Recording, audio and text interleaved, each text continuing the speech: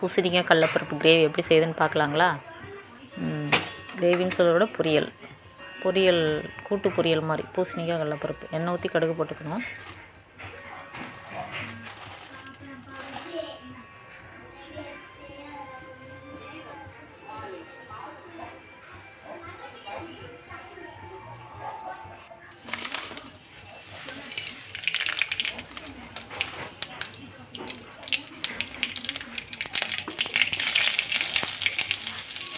கடுகு போட்டு கருவேப்பிலை போட்டுட்டு 2 பச்சை மிளகா 2 வரமிளகா போட்டுக்கணும்.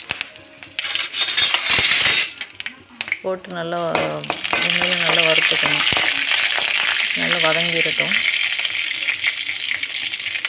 நல்லா வதங்கினோடனே வெங்காயம் கட் பண்ணி வச்ச வெங்காயத்தை போட்டுக்கலாம். பெரிய வெங்காயம் ஒரு வெங்காயம் இல்லைன்னா 2 வெங்காயம் வேணால் தேவையான அளவு போட்டுக்கலாம். டேஸ்ட் வேணால் வெங்காயம் நிறையாவே போட்டுக்கலாம். பெரிய வெங்காயம் போடுறது ஒன்றும் தப்பு இல்லை, போட்டுக்கலாம். வெங்காயம் நல்லா வதங்கட்டும்.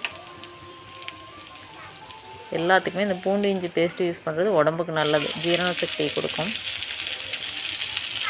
பூண்டு இஞ்சி பேஸ்ட்டு லைட்டாக போட்டுக்கோங்க.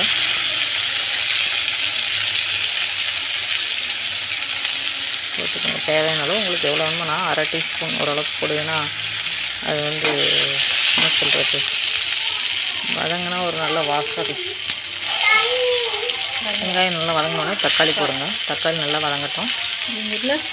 ஆல்ரெடி நான் சொன்ன மாதிரி தக்காளி நல்லா வதங்கிறதுக்கு கொஞ்சம் உப்பு போட்டிங்கன்னா சீக்கிரம் வதங்கிடும். தக்காளி நல்லா வதங்கட்டும்.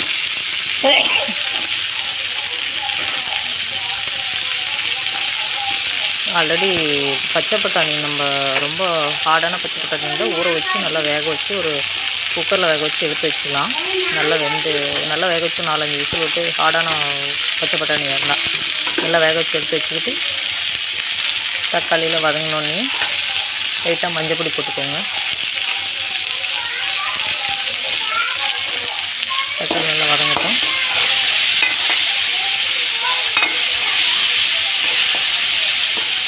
தக்காளி ஓரளவுக்கு நல்லா வதங்கிடுச்சு. பூசணிக்காய் கொஞ்சம் சாம்பார் தூள் கொஞ்சம் சேர்த்துக்கோங்க. அதை சொல்ல பச்சை பட்டாணியும் போட்டு நல்லா கிளறி விடுங்க.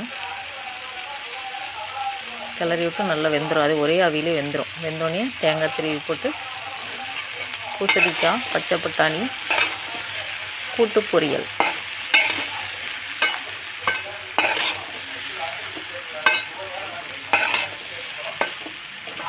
தண்ணி இதுக்கு அதிகம் ஊற்ற தேவையில்லை. பூசணிக்காய்க்கு லைட்டாக தண்ணி ஓரளவுக்கு சும்மா 1/2 டம்ளர் 1/4 டம்ளர் இப்படி 1/2 டம்ளர் அளவுக்கு நீங்கள் போட்டிங்கன்னா போதும்.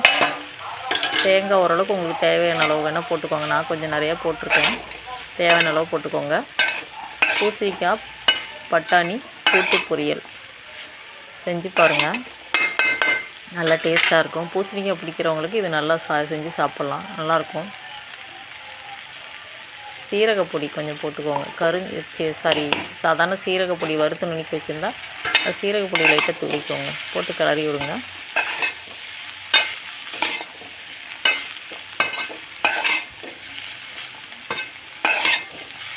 அவ்வளோதான், செஞ்சு பாருங்கள்.